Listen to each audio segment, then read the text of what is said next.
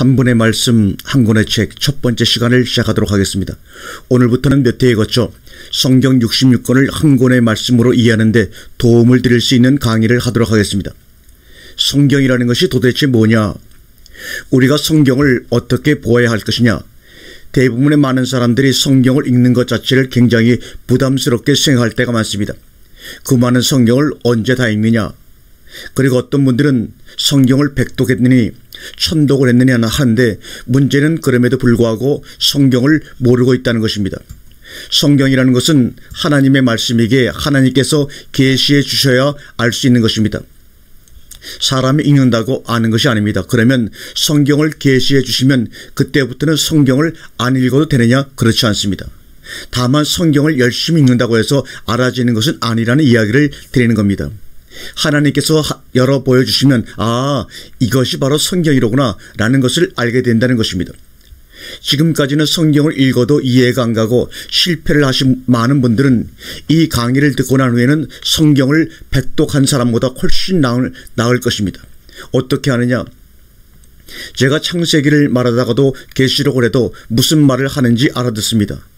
요한복음을 말하다가도 출애굽기를 얘기해도 무슨 말인지 알아듣습니다. 그렇다고 그들이 창세기나 출애굽기를 실제로 다 읽어보고 아느냐? 그것이 아닙니다. 성경을 알기 때문에 거기에 가서 그런 말씀이 있는데 무슨 말씀인지 압니다. 그래서 이제부터 몇 회에 거쳐서 어떻게 성경을 보고 이해할 것인가? 성경은 결국 하나님의 뜻을 기록해 놓은 것인데, 우리가 하나님의 뜻대로 산다고 하는데 어떻게 성경을 모르면서 하나님의 뜻을 알 수 있습니까? 절대로 그럴 수는 없는 것입니다. 그래서 이제부터는 성경을 가장 쉽고 빠르게 알 수 있는 방법을 여러분들에게 소개해드리고, 그 다음에 성경 속에서 일어나는 사건이라든지 말씀을 어떻게 이해하고 수용해야 될 것인가 하는 요령을 차근차근 여러분과 함께 말씀을 나눠보도록 하겠습니다. 공부에 들어가기 전에 저희들이 잠깐 말씀을 드리고 공부에 들어가도록 하겠습니다. 제가 신학기를 졸업한 무렵 큰 고민에 빠진 것이 하나 있었습니다. 그것은 아무리 읽어도 성경을 잘 이해할 수가 없다는 것입니다. 여러분들도 잘 알다시피 우리의 머리로서는 도저히 이해가 가지 않는 부분들이 많지 않습니까? 특별히 창세기 1장 1절부터 그랬습니다. 성경의 첫 장이 이해되지 않고 은혜가 되지 않고 믿어지지 않는다면 어떻게 다음 성경으로 나아갈 수가 있겠습니까? 그러면서 전도사라는 지식 때문에 매주일마다 창세기를 이해하는 척, 믿기는 하는 척 하면서 나도 모르게 설교를 해야 한다는 것이 얼마나 힘든 것인지 몰랐습니다. 나를 속이면서 말씀을 전한다고 하는 것은 최고의 죄악이라고 생각을 했습니다.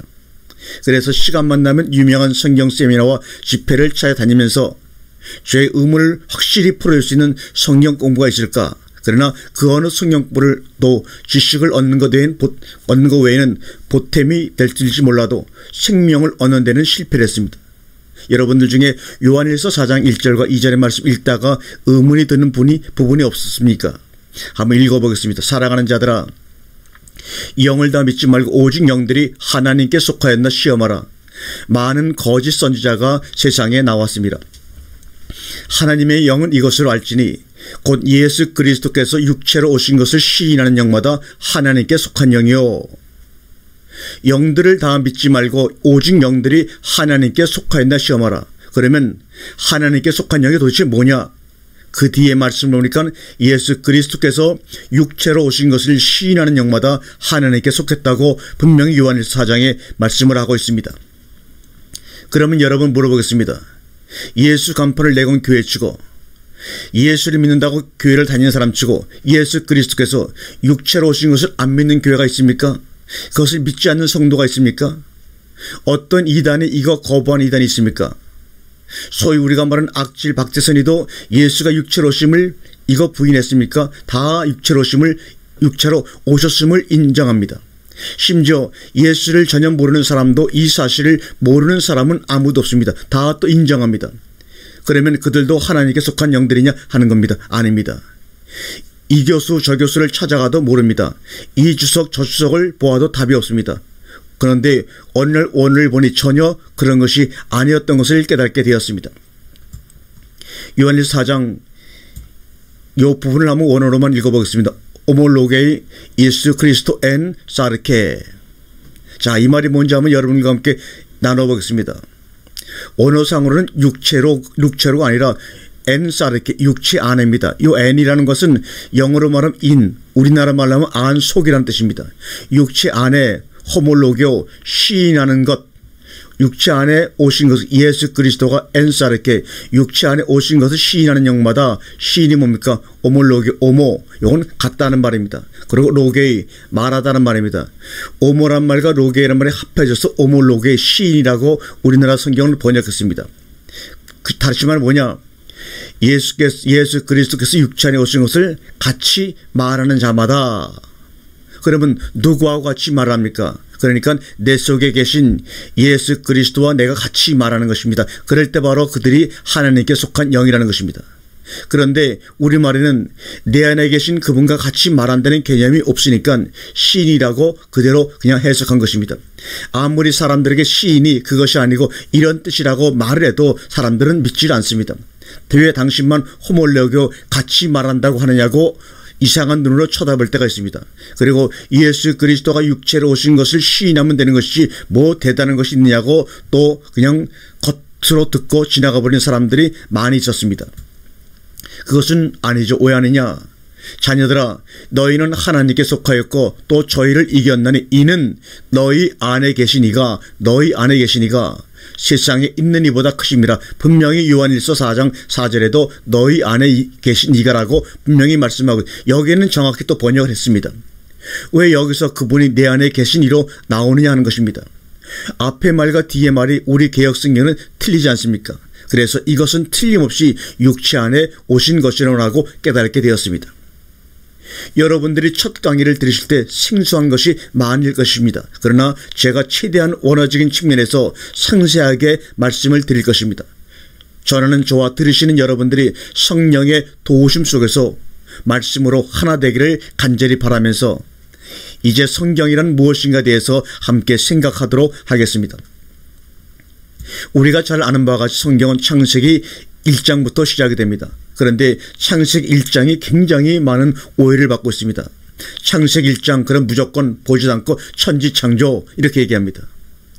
그러니 더 이상 나아갈 수가 없고 하나님도 그들을 좀 새롭게 깨우쳐주고 싶어도 그 굳은 마음을 뚫고 들어갈 수가 현재까지는 없었습니다. 그래서 가장 중요한 장이면서도 가장 무시를 당하고 오해하고 있는 장이 바로 창세기 1장입니다. 자, 한번 보시기 바랍니다. 첫째 날 빛을 만드셨습니다. 둘째 날 궁창을 만드셨습니다. 셋째 날 풀과 채소 과목을 만드셨습니다. 넷째 날 하늘의 강명들을 만드셨습니다. 다섯째 날 바다 생물을 만드셨습니다. 여섯째 날 땅의 사람을 만드셨습니다. 그런데 첫째 날 빛도 누구를 위한 빛이냐 하는 겁니다. 둘째 날 궁창도 누구를 위한 궁창이냐 하는 것입니다. 셋째 날의 땅의 풀, 채소, 과목도 누구를 위한 것이냐. 넷째 날 하늘의 강명들도 누구를 위한 것이냐. 넷째 날까지 이것들은 전부 서브 파티입니다. 무엇인가를 섬기기 위해서 있는 것입니다. 빛이 빛 자체를 위해서 있는 것은 아니죠. 궁창이 궁창 자체를 위해서 있는 것은 절대로 아닙니다. 땅의 풀, 채소, 과목이 자기 자신들을 위해서 있는 것이 아닙니다. 그렇다면 결국 넷째 날 하늘의 강명들도 누구를 위해서 있는 것입니다. 그러면 이것들이 도대체 누구를 위해서 만들어졌느냐 하는 겁니다. 여러분, 우리가 창세기 1장 그러면 뭐 처음부터 끝까지 창조로 일관할 것이라고 생각하는데 천만입니다. 의외로 창조라는 단어가 창세기 1장 1절에 태초에 하나님이 천지를 창조하시니라 한번 나오고 그 다음에 어디에서 나오는가 하면 다섯째 날과 여섯째 날에 창조가 나옵니다. 빛도 창조가 아닙니다. 궁창도 창조가 아닙니다. 땅의 풀, 채소, 과목도 창조가 아닙니다. 하늘의 강명들도 대단한 것 같지만 창조가 아닙니다. 다섯째 날 것들과 여섯째 날 것들을 창조하셨습니다. 그런데 다섯째 날의 것이 뭡니까? 바다 생물입니다. 여섯째 날이 뭐냐면 땅의 사람들입니다. 그러면 다섯째 날 바다 생물하고 여섯째 날 땅의 사람들이 무엇이 다르냐? 다섯째 날은 삼복, 생육, 번성, 충만을 주셨습니다. 창조하시면서 세 가지 복을 주십니다. 우리가 알아야 할 것은 복의 대상은 꼭 창조의 대상이어야 한다는 것입니다. 그런데 여섯째 날이 다섯째 날하고 다른 것이 뭐냐면 여섯째 날은 삼복에다가 생육, 번성, 충만에다가 두 복을 더 주셨다는 것입니다. 그것이 뭐냐? 정복하고 다스리는 복을 주셨습니다. 그러면 도대체 무엇을 정복하고 다스리라는 복이냐? 다섯째 날 바다 생물을 다스리고 정복하라는 것입니다. 그렇다면 다섯째 날 바다 생물까지도 여섯째 날의 지배를 받기 위해서 존재한다는 것을 우리는 확실히 알 수가 있습니다. 그렇다면 결국 창세기 1장의 하나님의 창조의 목적은 뭐냐? 여섯째 날 사람들을 위한 것입니다. 이것을 예정하시고 이것을 택했다는 것입니다. 성경은 여기서부터 출발하지 아니하면 첫 단추를 잘못 끼우는 것입니다. 우리가 아무리 열심히 노력해도 옷을 입을 때 첫 단추를 잘못 끼우면 중간에는 전혀 알 수가 없지만 마지막 가서는 잘못된 것을 우리는 알 수가 있습니다. 이것을 고치려고 그러면 중간에 아무리 많은 것을 뜯어 고쳐도 소용이 없습니다. 첫 번째 단추를 다시 새롭게 끼워야 합니다. 이 사람들을 예정하셨다가 감리교이고 이것을 예정하셨다가 장로교입니다. 그런 칼빈이나 그런 웨슬레가 창세기 1장을 잘 모른다는 것입니다.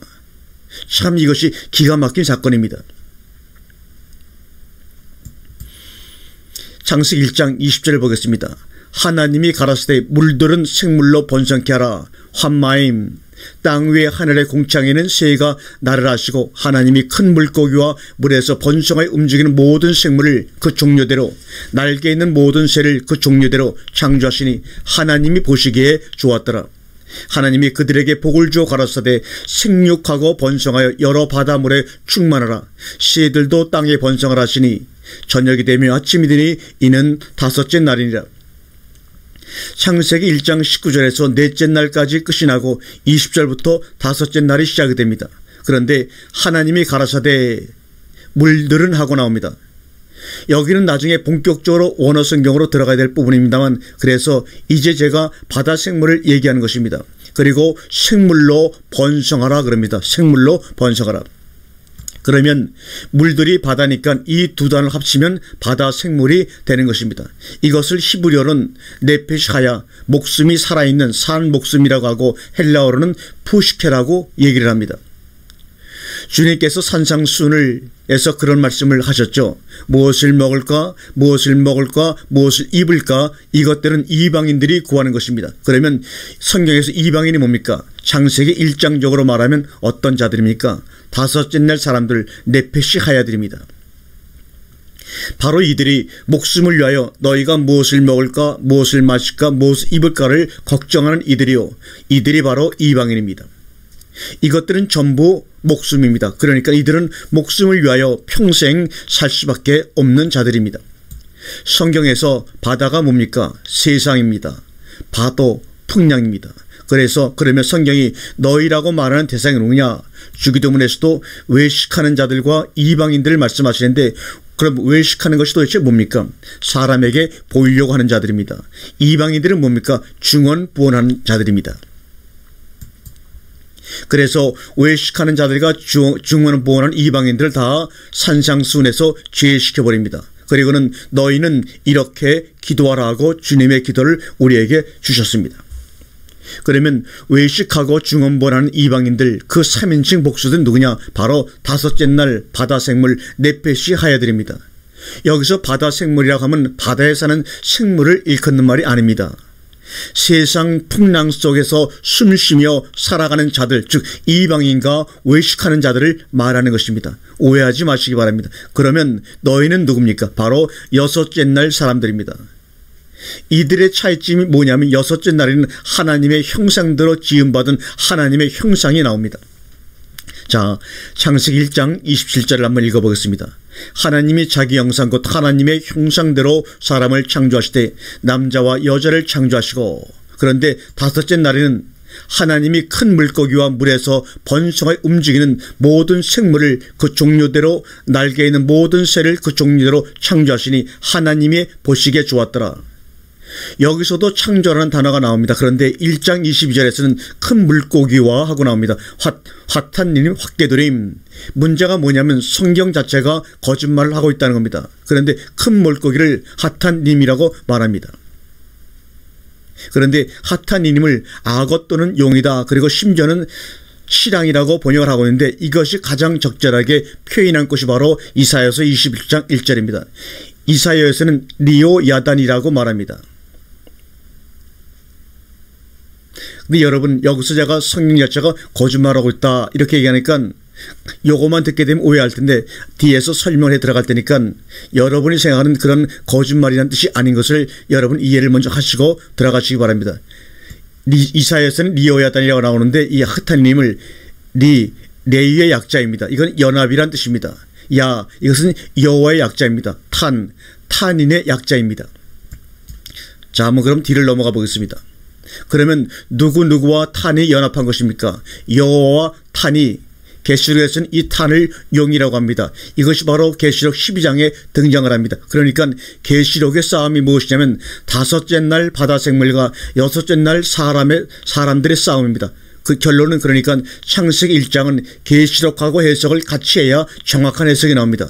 666이 이것들에게서 오는 것입니다. 666은 목숨이 최고인 사람들에게만 해당되는 사건입니다. 왜요? 살고 팔고의 권세니까 그렇습니다. 우리가 지금 착각하지 말아야 될 것은 지금 돈이 있다고 해서 666 시대에 나는 얼마든지 이길 수 있다라고 생각하는 것은 천만의 말씀입니다.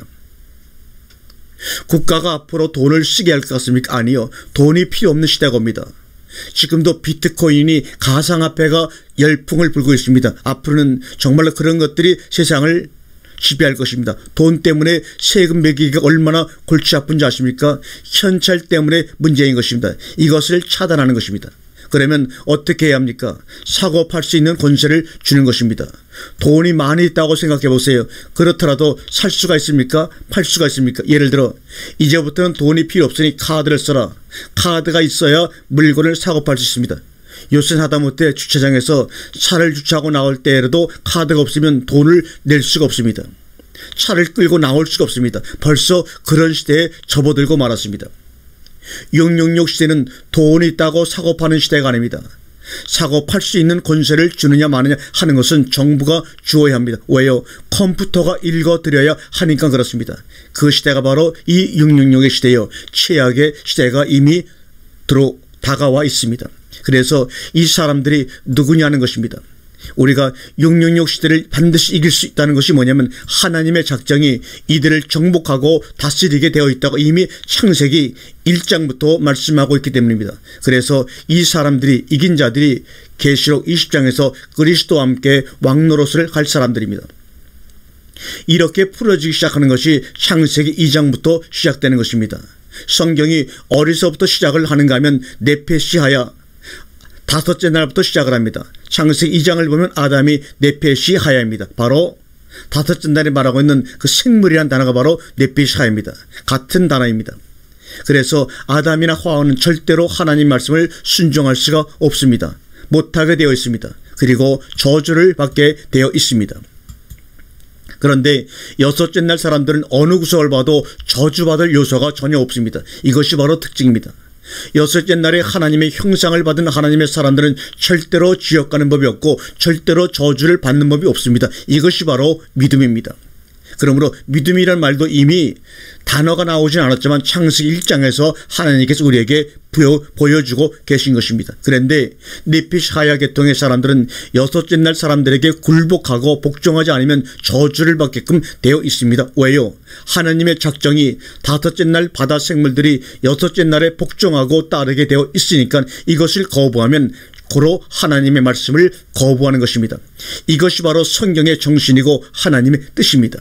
그래서 주기도문에서 당신의 이름이 거룩히 여김을 받으시오며 뜻이 하늘에서 이루어진 것 같이 땅에서도 이루어지이다. 여기서 당신의 뜻이 뭡니까? 하늘에서 이루어진 것 같이 땅에서도 이루어지는 것입니다. 창세기 1장이 뭡니까? 하늘에서 이루어진 사건입니다. 이 사실을 우리는 알아야 합니다. 그러면 일곱째 날 거룩의 안식에는 누가 들어가느냐? 바다 생물들이 들어가는 것이 아니라 여섯째 날 사람들이 들어가는 것입니다. 예를 들면 노아의 홍수가 뭐냐 이겁니다. 성경에서 물은 항상 말씀입니다. 그 물이 하늘에서 비로 내려지는 것입니다. 그래서 신명기 32장 1절에 하늘이여 귀를 기울이라 내가 말하리라 땅은 내 입의 말을 들을지어다 나의 교훈은 내리는 비요 나의 말은 맺히는 이슬이요 연한 풀 위에 가는 비요 채소 위에 담비로다라고 말하고 있습니다. 그런데 노아의 홍수 때는 무엇이 문제인가 하면 비가 하늘에서만 쏟아졌습니까? 아니요. 땅에서도 올라옵니다. 그 땅이 뭐냐? 바로 태음입니다. 깊음. 창세기 1장 2절에 나오는 흑암이 깊음에 있고 할 때 깊음의 물이 터져 올라오기 시작합니다. 하늘에서도 비가 내리지만 밑에서도 물이 쏟아 올라와 가지고 합쳐집니다. 그래서 홍수가 일어나는 것입니다. 이것이 무슨 얘기냐? 하나님의 말씀과 세상 말이 합쳐지는 것을 얘기하는 것입니다.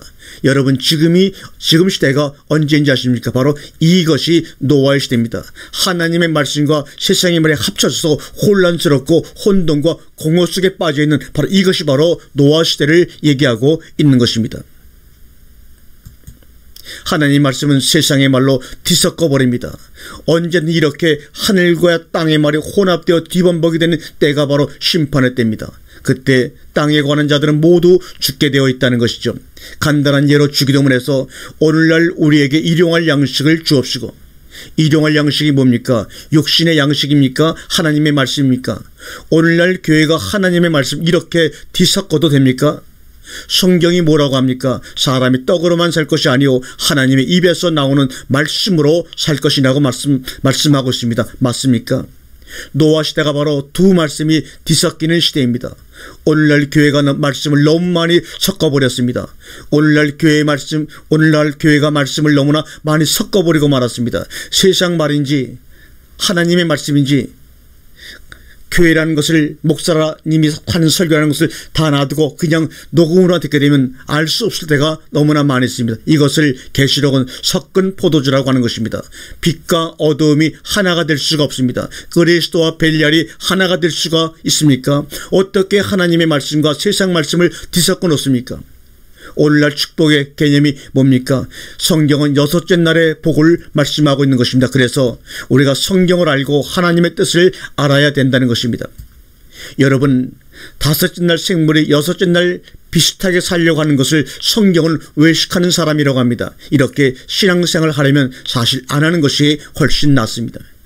예수님이 가로신 유다를 보고 뭐라고 합니까? 차라리 나지 않았으면 좋을 뻔했다고 말합니다. 욥기서 3장에서 욥이 뭐라고 합니까? 그날 별빛이 일었더라면 달의 빛을 발하지 아니하였더라면 하면서 자기의 탄생을 저주합니다. 이것이 바로 다섯째 날 사람들의 탄식입니다. 그러니까 아담과 하와는 절대로 안 됩니다. 가인도 절대로 구원받지 못합니다. 그래서 창세기 2장 3장 계열은 안 됩니다. 그러면 어디냐? 창세기 5장입니다. 거기서 하나님의 형상의 사람들이 등장을 합니다. 그래서 2장과 5장을 대조시켜 성경은 나아가고 있는 것입니다. 우리가 성경을 볼 때 항상 대조를 잘해야 합니다. 4장 다음에 5장이 아닙니다. 2장, 3장, 4장의 계열이 따로 있고 5장 계열이 따로 있습니다. 5장에서 똑같은 아담이 나오는데 창세기 2장 7절에 아담은 흙으로 만든 사람이고 5장 1절과 2절의 아담은 하나님의 형상대로 창조를 받은 사람입니다. 그래서 5장 계열에서 누가 나옵니까? 노아가 나오고 셈이 나오고 아브라함이 나오고 거기서 다윗이 나오고 거기서 다 예수님이 나왔습니다. 이 사람들은 전부 다가 예수님의 족보에 들어간 사람들이 아닙니까? 그러면 벌써 창세기 2장에서 다섯째 날 사람들이 나오고 5장에서 여섯째 날 사람들이 나온다는 것입니다. 이 계열에서 바로 예수가 나와서 우리를 하나님의 형상대로 창조하셔서 우리를 하나님의 거룩한 일곱째 날로 끌고 들어가신 것입니다. 여기서 그리스도가 나온다는 것입니다. 그런 관점에서 여러분 성경을 보면 한눈에 꽉 뚫리게 되어 있습니다. 아, 이것이 바로 다섯째 날 사람이구나. 아, 이것은 여섯째 날 사람이네. 예를 들면 이스라엘 왕 가운데 초대왕 사울입니다. 어느 지파입니까? 베냐민 지파입니다. 베냐민 지파에서는 절대로 왕이 못 나오게 되어 있습니다. 왕은 유다 지파에서만 나오게 되어 있습니다. 그래서 그는 결국 실패한 왕이 아닙니까? 사울 왕이 실패한 이유는 그는 이스라엘 왕이 될 수가 없었기 때문입니다. 왜요? 그는 사람들의 인기로 왕이 된 사람이기 때문에 그렇습니다. 그러면 그는 어떤 계통의 사람입니까? 다섯째 날 계통입니다. 모세와 아론도 보세요. 아론은 결국 금송아지를 섬기죠. 자기가 만들어가지고 다 대조입니다. 그래서 다윗 계통에서 솔로몬으로 이어져가지고 누구로 이어집니까? 결국 유다 지파의 사자로 이어집니다. 히브리서입니다. 히브리서는 레위 지파가 유다 지파로 바뀝니다. 아론의 반차에서 멜기세덱의 반차로 바뀌는 것이 바로 히브리서입니다. 그래서 히브리서가 중요한 것입니다. 율법이 변역한즉 제사 직분도 변역한지라.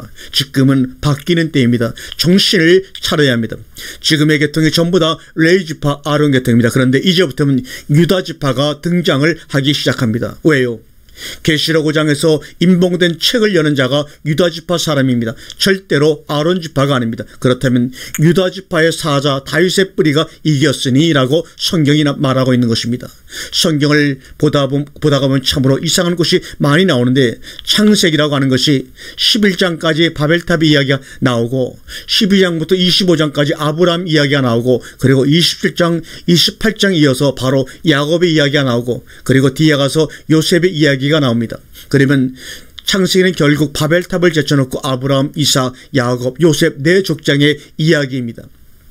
그런데 그 사이에 38장에 늦다없이 다말의 이야기가 나오면서 유다 지파가 등장을 합니다. 왜 끼어드느냐 하는 것입니다. 그리고 여리고성 함락을 할 때 정탐꾼을 숨겨준 기생 라합이 나오죠. 그가 누구하고 결혼해서 누구의 대를 있습니까? 예수님의 축복에 오르죠.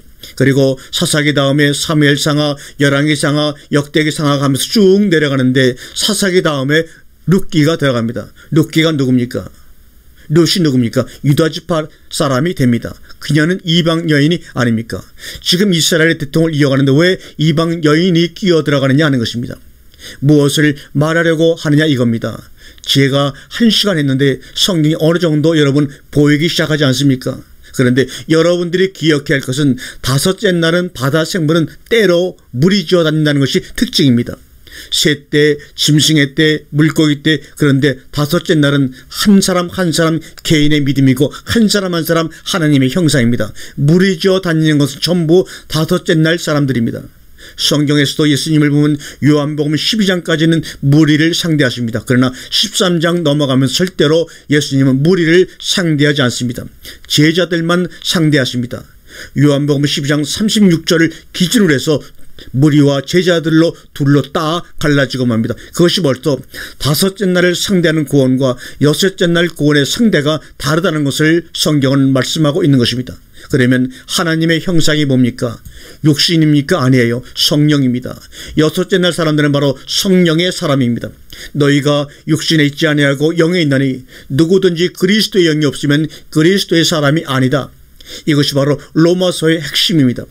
여러분 한번 몇 번만 들어보시기 바랍니다. 가만히 눈을 감고 있어도 성경이 창세기서부터 계시록까지 왔다 갔다 하는 것을 여러분 확실히 경험할 것입니다.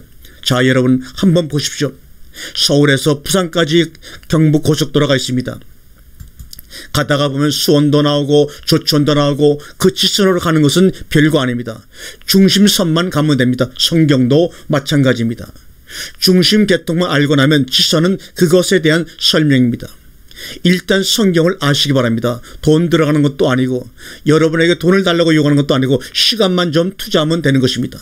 그래서 히브리서는 안식을 말하는 것입니다. 자기 일을 쉬느니라. 왜요? 속에서 말씀이 역사하니까 나는 쉬는 겁니다. 저 고속도로를 장장 5시 차를 밀고 달려보겠다 그 말입니까? 한번 해보겠다는 겁니까? 안 됩니다. 기름을 넣고 엔진이 돌아가야 합니다. 아무리 장장 50명이 들러본다 해도 기름을 넣고 엔진이 돌아가는 차에게는 경주가 안 되는 것입니다. 우리가 힘이 있으면, 지혜가 있으면 얼마나 있고 능력이 있으면 얼마나 있습니까? 말씀 한마디로 빛을 만드시고 광명들을 만드시는 그분의 능력에 우리의 힘과 의지로 한번 해보겠다고요? 어림없습니다. 아예 포기하십시오. 우리가 욕심을 빼고 나면 얼마나 부자인지 여러분 아실 것입니다. 욕심이 뭡니까? 사르크가 가지고 있는 본성입니다. 다섯째 날 사람들이 가지고 있는 본성입니다. 그러나 여섯째 날 사람들은 절대로 욕심이 없습니다. 내 속에 아직도 욕심이 있다면 다섯째 날 사람인 줄을 여러분 아시기를 바랍니다. 우리가 다음 시간에는 한 분의 말씀 한 권의 책 두 번째 시간을 시작하도록 하겠습니다. 감사합니다.